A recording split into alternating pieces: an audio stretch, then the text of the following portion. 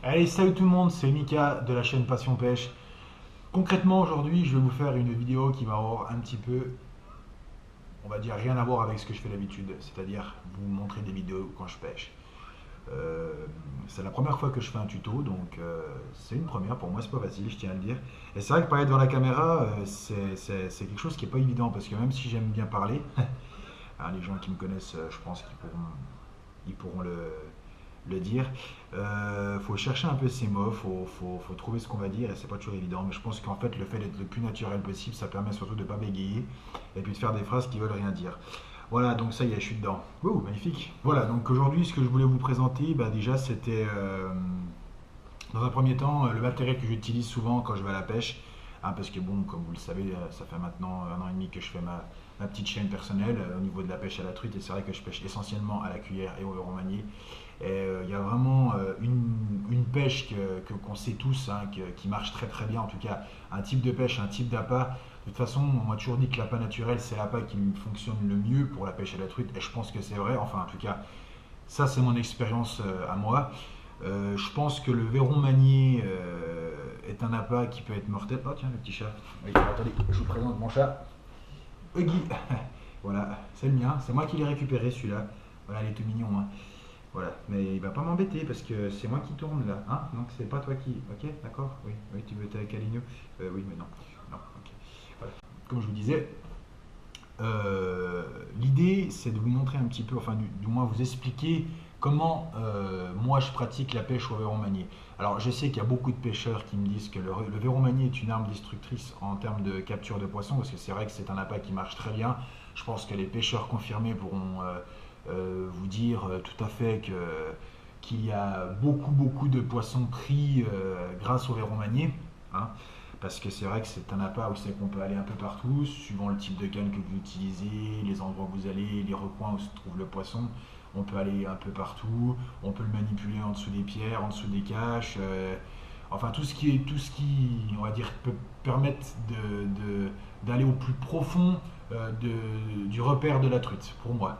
Et c'est vrai que généralement, quand le verron passe devant la truite, le poisson lui-même, eh ben, ça marche très bien parce que elle va tout de suite se pencher sur l'instinct animal, hein, qui est cet incarnassier qui va vouloir prendre sa proie directe. Eh ben, bien évidemment la truite va se projeter. Par la suite, donc voilà, je voulais vous montrer un petit peu quel est le type de matériel que j'utilise aussi pour pouvoir pêcher le verron manié. Alors, il y a plusieurs types de matériel qu'on peut avoir pour pouvoir pêcher le verron manié. Il y en a qui utilisent bien évidemment des casques simples avec plomb sans hameçon, donc qui sont reliés directement après un hameçon ou un triple au niveau donc on va dire de l'arrière du poisson, donc au niveau du cul quoi, plus précisément, où c'est qu'on va planter l'hameçon ou le triple.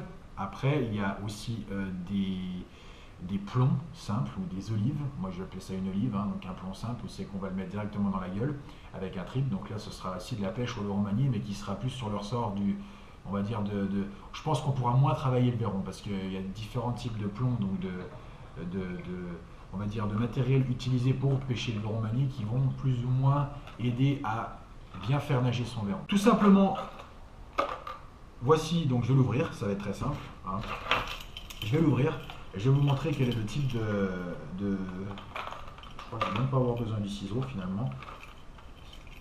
Le type de monture que c'est. Alors, godille simple, mais avec hameçon, pour pouvoir planter l'hameçon au niveau de l'arrière du verron, surtout pour que ça le tienne bien. et pour que ça puisse lui faire cette certaine nage qui va être plus ou moins agaçante pour la truite. Donc moi j'utilise les godilles de la lande. Voilà, donc bon, l'avantage qu'elles ont, c'est qu'elles ont le casque qui est souple. Donc ça veut dire que l'avantage d'avoir le casque moins rigide, c'est qu'il peut être travaillé dans l'eau ou quand il va buter par exemple sur une pierre, sur un obstacle dans l'eau, il ne va pas casser. En tout cas, moins. Je trouve que c'est un peu moins fragile parce que dû au fait que ce soit moins rigide.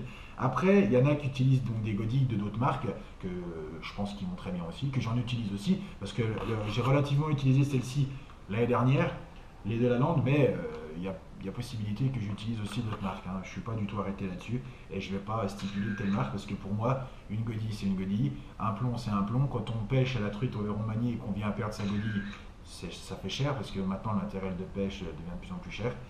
C'est toujours embêtant, mais je pense que pour moi, il n'y a pas vraiment de valeur à titrer sur une godille, sachant que quand on la perd, on va être aussi embêté au fait de la perdre, quoi. Voilà, dû au fait de la perdre. Pour moi, ce qui va être vraiment le plus important quand on pêche au verron manié, c'est la façon dont il va être manié.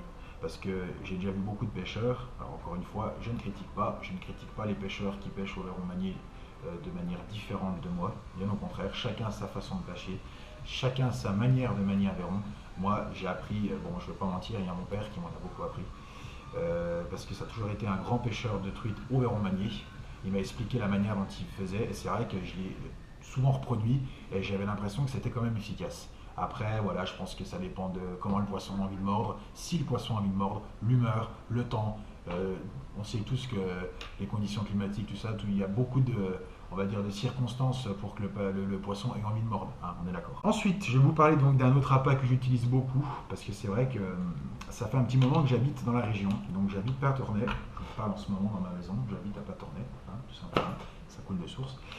Je me suis rendu compte que grâce à nos grandes rivières, à nos grands axes, donc la rivière d'Ain, comme je le disais, avait donc des grands cours d'eau, et c'est vrai que la pêche à la cuillère, c'est une pêche que je pratiquais plus à un moment parce que je pêchais énormément en ruisseau, mais je trouve que grâce à la cuillère, dans les grands axes, on arrive à faire de très belles pêches. Je m'explique. L'idée de pouvoir jeter sa cuillère donc sur l'autre rive, aller chercher encore une fois les recoins, parce qu'il n'y a pas qu'au verron manié qu'on peut utiliser donc des recoins, du moins d'aller traquer des recoins où c'est qu'on peut avoir le poisson caché, qu'il soit de sortie ou de cache. Pour moi, c'est comme ça que ça fonctionne au niveau de la pêche, c'est d'aller toujours chercher au plus compliqué pour pouvoir avoir une chance de taper un poisson, sachant qu'il ne se manifestera pas toujours sur la rivière. Il ne sera pas toujours présent, soit il aura envie de sortir, soit il n'aura pas envie, soit ce sera tôt le matin, ce sera au coup du soir, et tout dépendra de l'humeur et puis des conditions et tout ça. Donc l'idée de la cuillère, c'est vrai que l'avantage d'avoir une cuillère pour faire des grands axes, c'est qu'on peut balayer beaucoup de, de rivières. On peut balayer beaucoup, qu'on pêche sur la hauteur de la rivière ou en aval. Je pense que de pouvoir jeter sa cuillère au loin et de ramener, bien évidemment, la laissant faire, on peut balayer beaucoup de rivières qui permettra d'avoir un peu plus de chances de trouver un poisson ou que en tout cas de faire identifier l'appât, le leurre, par la truite. J'ai eu la chance en 2017 de faire une très belle pêche, d'une très belle année de pêche grâce à la cuillère. J'ai quasiment pas pêché au verron parce que je me suis éclaté à la cuillère. Alors, je ne vais pas mentir, la cuillère Vibrax, ça fait un moment que je la connais, tout le monde la connaît. C'est une cuillère qui est très utilisée par les pêcheurs de truite parce qu'elle est très efficace. C'est une cuillère qui fait des vibrations dans l'eau, qui est attirée par moi, je prends beaucoup de Blue Fox argenté, car je trouve que c'est une cuillère qui marche très bien. Bon, il y a des cuillères aussi qui marchent très bien, d'autres marques, je ne cite pas cette cuillère en particulier pour les différents pêcheurs. Tout le monde pêche avec son leurre, avec son appât, avec ce qu'il veut. Je dis juste que moi j'utilise la Vibrax Blue Fox depuis un moment que je pêche à la cuillère. Je pense que c'est un appât qui marche très bien en termes de cuillère. C'est un leurre en tout cas qui fonctionne très bien. Par-dessus ça, je voulais vous montrer aussi ma canne, donc la canne que j'utilise pour cette année. C'est simple, voilà, j'ai acheté cette année une petite Altiplande de 150, voilà, ultra légère bien évidemment, qui pour moi est largement suffisant pour les types de cours d'eau que je pêche. Je m'explique.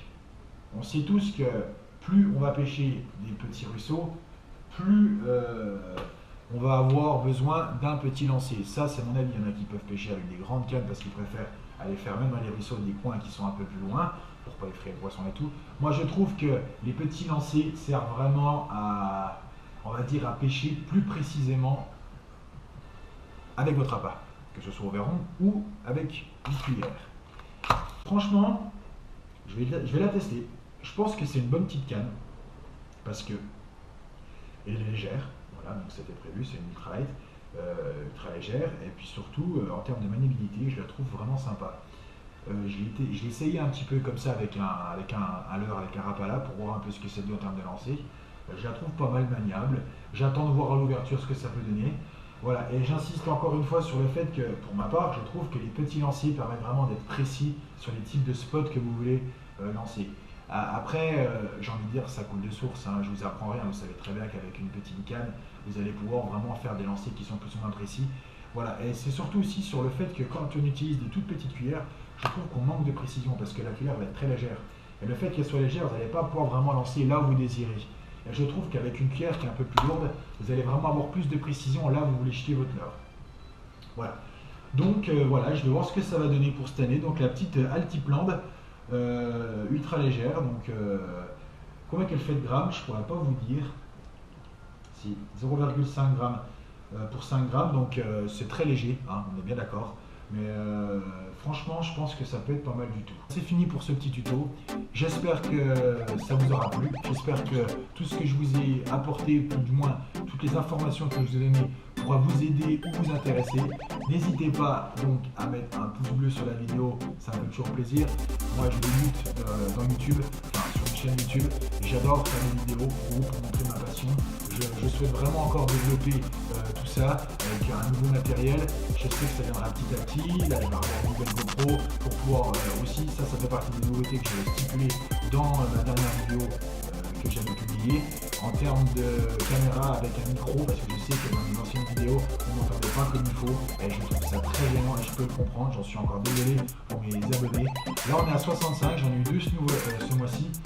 J'espère vraiment aller plus loin. Je ne cherche pas à faire 20 000 abonnés, loin de là. Ce que je cherche vraiment, enfin en tout cas, si un jour je les ai, bien évidemment je serai content, je ne vais pas m'en plaindre. Mais franchement, le but c'est de prendre du plaisir et je pense que c'est ça pour toutes les personnes qui font de la chaîne YouTube, qui veulent devenir youtubeurs et qui veulent faire de la vidéo YouTube. Moi, l'idée, c'est d'aller encore plus loin, de vous montrer, de faire partager. Bien évidemment, ça me fait plaisir, on va pas se mentir, parce que c'est le but aussi de faire de la vidéo. C'est que si vous me dites que ce que je fais, c'est bien, vous likez, que vous commentez et que vous vous abonnez à ma chaîne, forcément, ça va me faire plaisir. En tout cas, je vous remercie vraiment pour les 65 abonnés.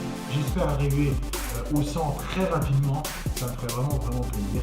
Et en tout cas, je vous souhaite une bonne ouverture. D'ici là, j'aurai peut-être d'autres vidéos encore à vous proposer. Et je vous embrasse très fort. Pour Passion Pêche.